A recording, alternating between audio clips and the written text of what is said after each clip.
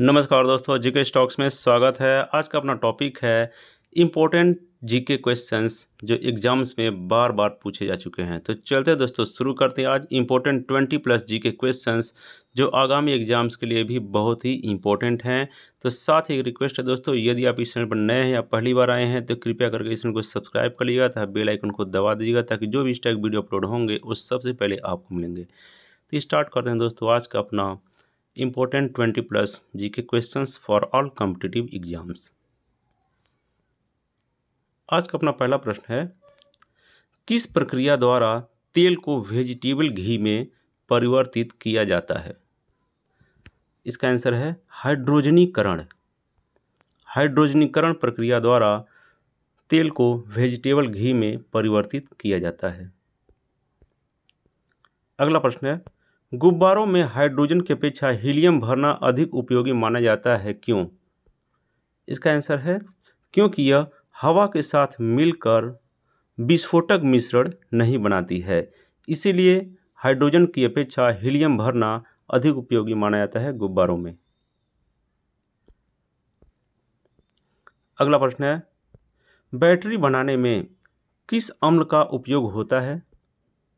इसका आंसर है बैटरी बनाने में सल्फ्यूरिक अम्ल का उपयोग होता है।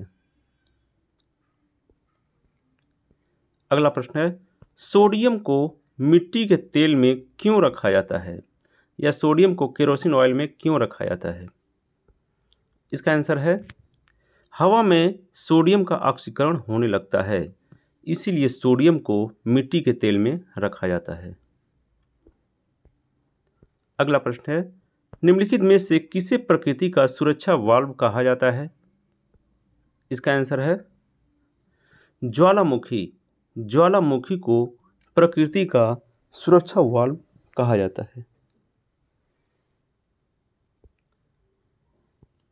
अगला प्रश्न है, विश्व का सबसे ऊंचा ज्वालामुखी कोटोपैक्सी पर्वत पर कहाँ स्थित है? इसका आंसर है विश्व का सबसे ऊंचा ज्वालामुखी पर्वत कोटोपैक्सी इक्वेडोर में स्थित है।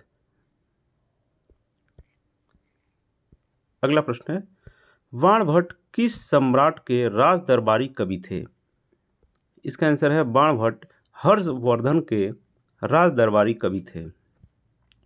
तो दोस्तों सारे क्वेश्चंस प्रीवियस ईयर एग्जाम्स में आ चुके हैं और आगे भी आने की चांस है। अगला प्रश्न है, किस गुप्तकालीन शासक को कविराज कहा जाता है? इसका आंसर है समुद्रगुप्त। समुद्रगुप्त को कविराज कहा जाता है। अगला प्रश्न है, सांची का स्तूप किसने बनवाया था? इसका आंसर है सांची का स्तूप अशोक ने बनवाया था। अगला प्रश्न है, चरक किसके राज चिकित्सक थे?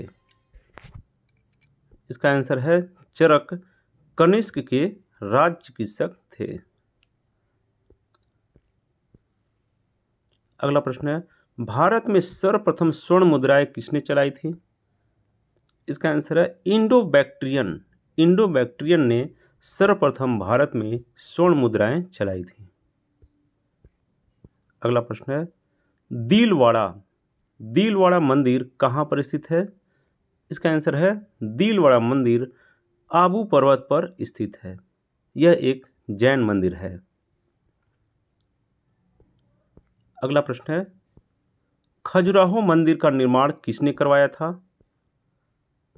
इसका आंसर है खजुराहो मंदिर का निर्माण चंदेल राजपूत राजाओं ने कराया था। तो दोस्तों वीडियो अच्छी लग रही है तो आप इस चैनल को सब्सक्राइब कर लें तथा बेल आइकन को दबा दें ताकि जो भी इस टाइप वीडियो अपलोड हो उस सबसे पहले आपको मिले। अगला प्रश्न, लिंगराज मंदिर की नींव डाली थी किसने? इसका आंसर है लिंगराज मंदिर की नींव ययाति केसरी ने डाली थी। अगला प्रश्न है, उस शासक का नाम क्या है जिसने विजय स्तंभ का निर्माण कराया था? इसका आंसर है राणा कुंभा। राणा कुंभा ने विजय स्तंभ का निर्माण कराया था। अगला प्रश्न है, भारत शासन अधिनियम 1919 मुख्यतया किस पर आधारित था? इसका आंसर है मॉन्टेग्यू चेम्सफोर्ड सुधार। भारत शासन अधिनियम 1919 मुख्यतया मॉन्टेग्यू चेम्सफोर्ड सुधार पर आधारित था। अगला प्रश्न है, भारत की वित्तीय राजधानी किस शहर को कहा जाता है? इसका आंसर है भारत की वित्तीय राजधानी मुंबई शहर को कहा जाता है। अगला प्रश्न है, पहला मानव विकास सूचकांक किस अर्थशास्त्री ने तैयार किया था? इसका आंसर है महबूब उल हक ने। महबूब उल हक ने पहला मानव विकास सूचकांक तैयार किया था। अगला प्रश्न है, निम्नलिखित में से प्राथमिक क्षेत्र किसे कहा जाता है? इसका आंसर है कृषि क्षेत्र को। कृषि क्षेत्र को प्राथमिक क्षेत्र कहा जाता है। अगला प्रश्न, शिक्षक द्वारा अपने पुत्र को पढ़ाना कौन सी क्रिया है?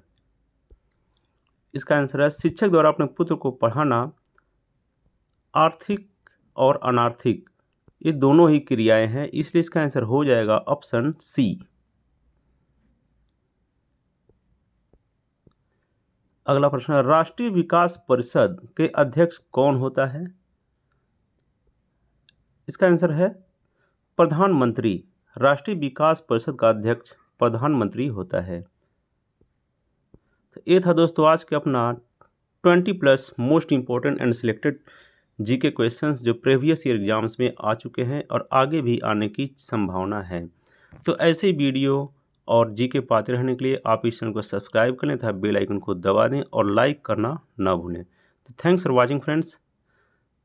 Like share and subscribe GK stocks. जय हिंद।